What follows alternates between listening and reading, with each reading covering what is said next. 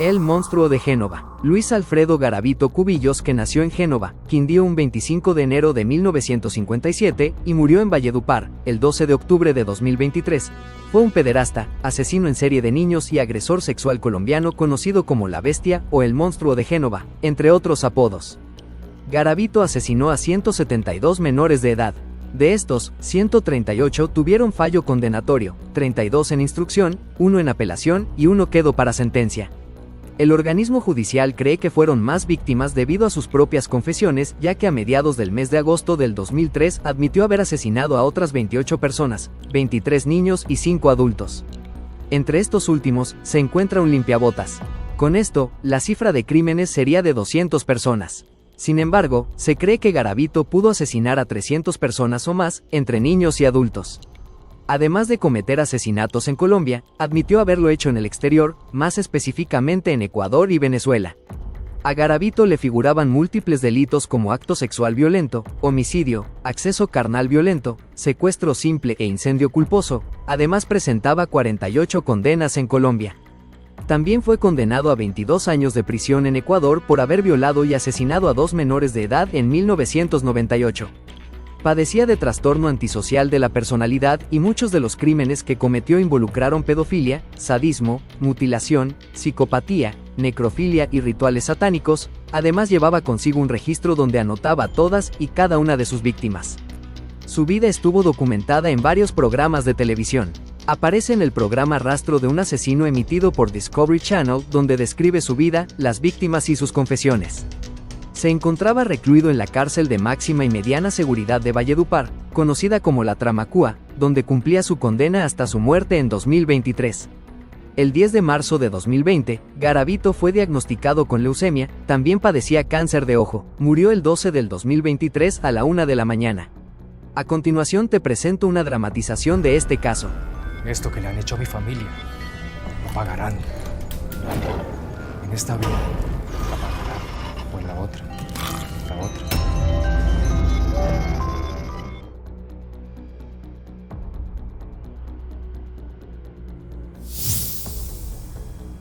En la historia criminal de Latinoamérica, pocos nombres infunden tanto terror como Luis Alfredo Garavito, conocido como La Bestia.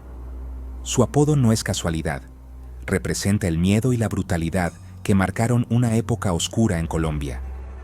Garavito se convirtió en el rostro del mal, un símbolo de los horrores que pueden esconderse tras una apariencia común. Su historia es una advertencia sobre los peligros que acechan en las sombras de la sociedad. Nacido en Colombia en 1957, Garavito creció en un entorno rural marcado por la pobreza y la violencia. Desde joven, aprendió a camuflarse entre la gente, utilizando disfraces y engaños para acercarse a sus víctimas.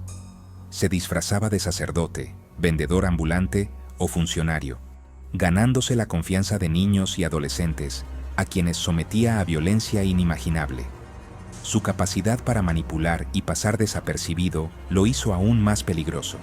Se le atribuyen más de 190 asesinatos, aunque la cifra real podría superar los 300, convirtiéndolo en uno de los peores asesinos en serie del mundo. Las autoridades quedaron impactadas por la magnitud de sus crímenes y la crueldad con la que actuaba. Cada caso era un rompecabezas que parecía no tener fin, y la sociedad colombiana vivía sumida en el miedo y la incertidumbre. Su rastro de horror cruzó fronteras, dejando una huella de miedo y dolor en toda la región.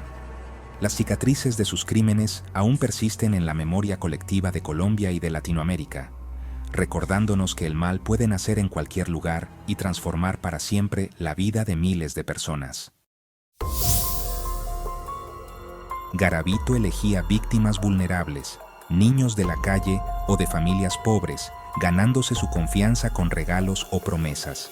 Los llevaba a lugares apartados, donde desataba su brutalidad con métodos sádicos y meticulosos. Documentaba sus crímenes en diarios y mapas, facilitando luego la labor de los investigadores. Los expertos concluyeron que, pese a sus trastornos mentales, era plenamente consciente de sus actos. No era un loco descontrolado, sino un depredador frío y calculador. Durante años, Garavito fue un fantasma, moviéndose silenciosamente por diferentes regiones de Colombia. Su habilidad para cambiar de identidad y desplazarse entre pueblos pequeños y ciudades grandes lo hacía casi invisible para las autoridades. Nadie sospechaba que detrás de una apariencia común se escondía uno de los criminales más buscados del país. Sus crímenes estaban dispersos y eran increíblemente difíciles de conectar. Las víctimas aparecían en lugares distantes, lo que dificultaba a la policía establecer un patrón claro. Los investigadores trabajaban con información fragmentada, tratando de unir piezas de un rompecabezas aterrador. El hallazgo de una fosa común en 1997 fue un punto de inflexión. Este descubrimiento estremeció a las autoridades y a la opinión pública, revelando la magnitud de los crímenes y la urgencia de detener al responsable. La noticia se difundió rápidamente, generando miedo y presión social. Su captura en 1999 fue casi accidental. Tras intentar atacar a un joven que logró escapar y alertar a la policía, Garavito fue finalmente arrestado. Nadie imaginaba que ese día marcaría el fin de su largo periodo de impunidad. En el interrogatorio, Garavito confesó sus crímenes y colaboró con las autoridades para localizar los cuerpos de sus víctimas. Sus declaraciones permitieron a los investigadores dimensionar la magnitud de su maldad y el alcance de su brutalidad, dejando al país en estado de shock. Su detención puso fin a su reinado de terror, pero también abrió un doloroso y largo proceso de búsqueda de justicia para las familias afectadas. La sociedad colombiana exigía respuestas y castigo, mientras intentaba sanar las profundas heridas que Garavito dejó a su paso. Garavito fue declarado culpable de 138 asesinatos, una cifra que estremeció a todo el país y al mundo entero.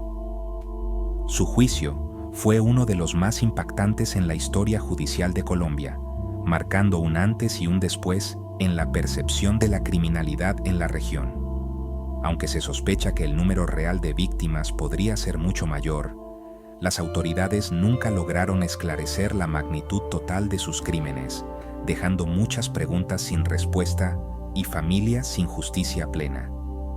En ese momento, la pena máxima en Colombia era de 40 años de prisión, una condena que muchos consideraron insuficiente para la gravedad de los hechos cometidos.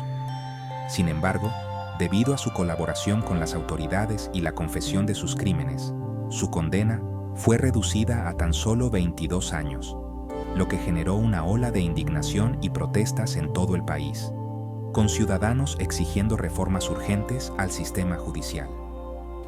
El caso de Garavito puso en evidencia graves fallas en la justicia colombiana y en los mecanismos de cooperación internacional, ya que su accionar criminal también se extendió a países vecinos. Se le vinculó con crímenes similares en Ecuador y Venezuela, lo que demostró la necesidad de fortalecer la colaboración entre países para enfrentar delitos de esta magnitud. A raíz de este caso, el debate sobre la cadena perpetua y la pena de muerte resurgió con fuerza en la sociedad colombiana, impulsando discusiones sobre la necesidad de endurecer las penas para crímenes atroces. La condena de Garavito dejó heridas abiertas, un profundo dolor y una sensación de injusticia entre las víctimas y sus familias, quienes aún hoy luchan por ser escuchados y por mantener viva la memoria de quienes ya no están.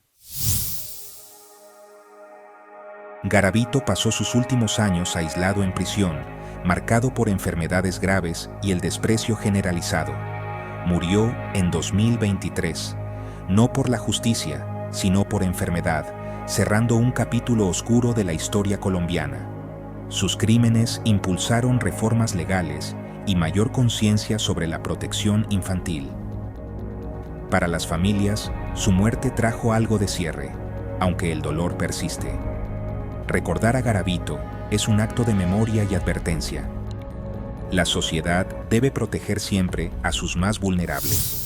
Si te gusta nuestro contenido, dale pulgar arriba, suscríbete al canal y comparte. Así me ayudas a subir más videos y si no lo haces, puede ser que seas parte de Gente Malvada.